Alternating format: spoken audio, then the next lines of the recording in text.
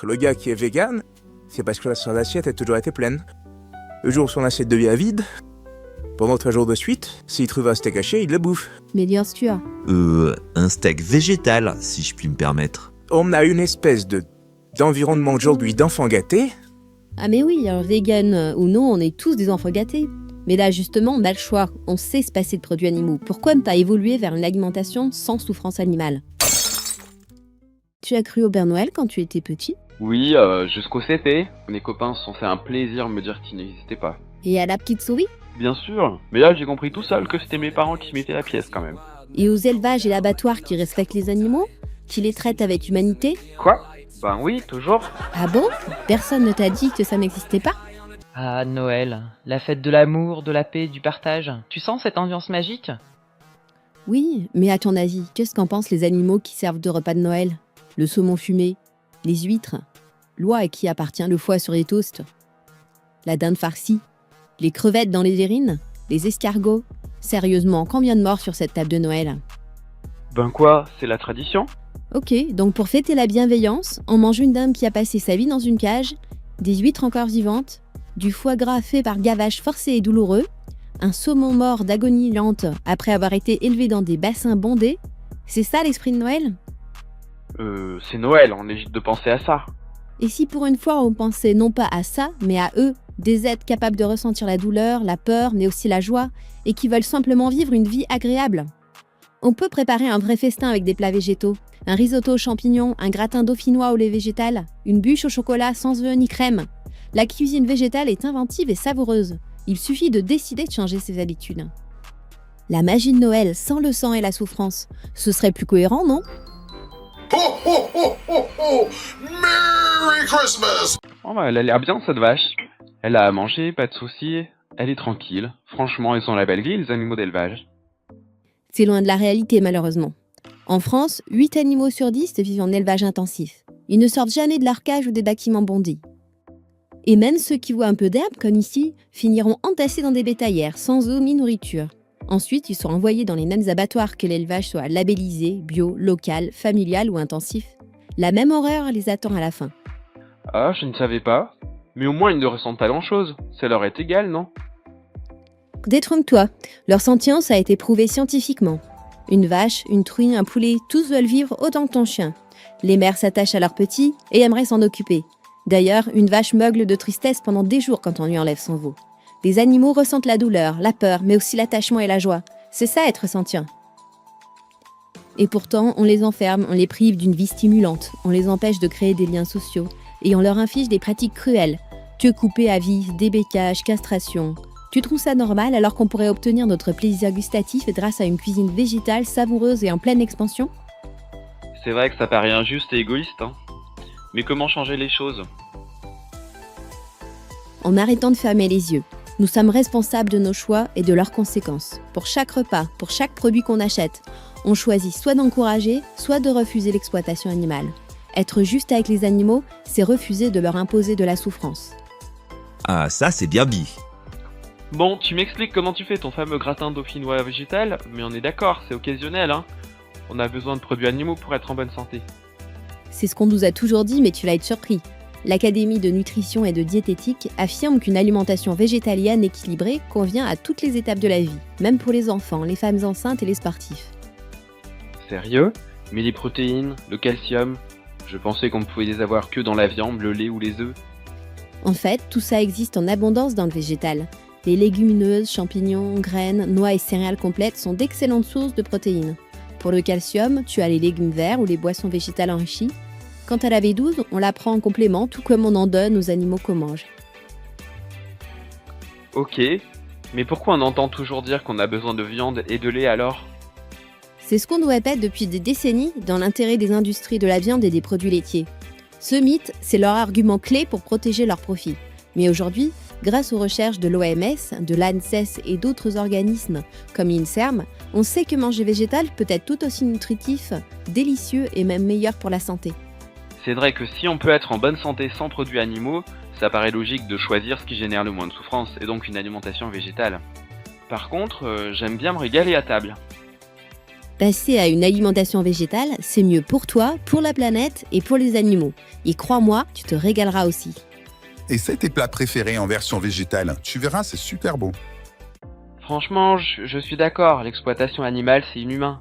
Mais si j'arrête de consommer de la viande, du fromage, je vais être seul. Les repas de famille, les sorties entre amis, j'ai pas envie de devenir le casse-pied de service ou me sentir à part. Je comprends ce que tu ressens. C'est pas facile de faire un pas de côté quand tout le monde suit une autre direction, même si elle te paraît mauvaise. Mais tu sais, les grands changements qu'on souhaite voir commencent souvent par une action personnelle. Tu crois vraiment que ça peut changer quoi que ce soit si moi je boycotte les produits animaux? Regarde l'histoire, toutes les grandes révolutions sociales ont commencé avec une minorité de personnes. Ce n'est pas en suivant la foule qu'on change le monde. Là, je t'arrête tout de suite. Je n'ai pas la prétention de pouvoir changer le monde.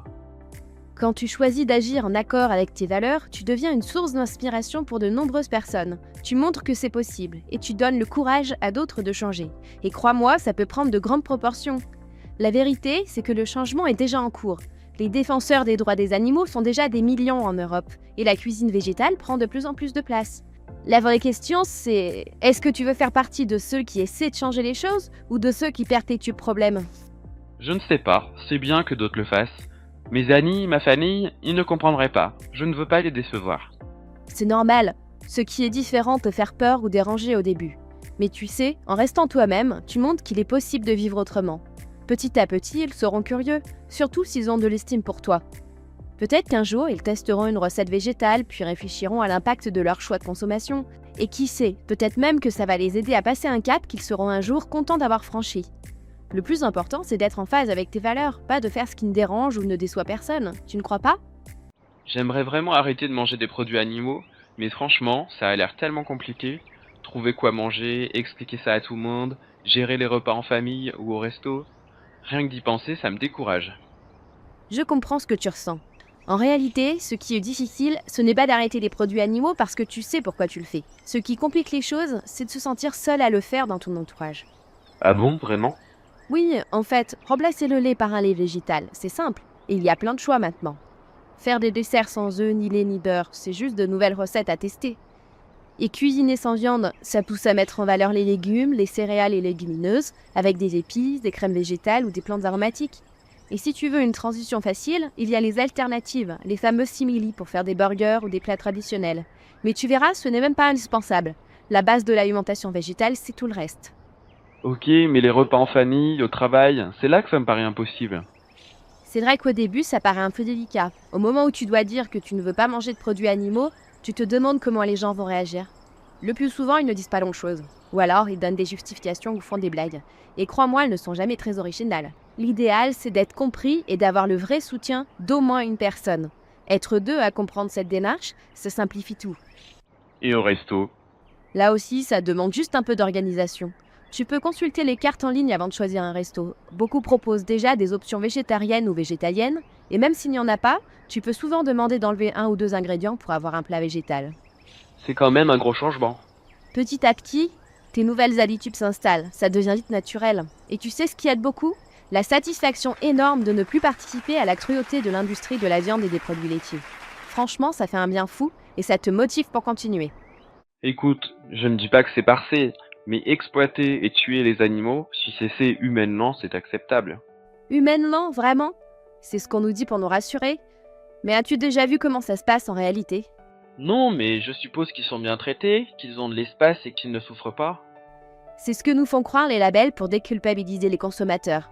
En fait, la plupart des animaux d'élevage passent leur vie enfermés. Même dans les élevages labellisés, leurs mouvements sont limités, leurs relations sociales empêchées. Ils sont réduits à l'état d'objet et n'ont pas droit à une vie stimulante.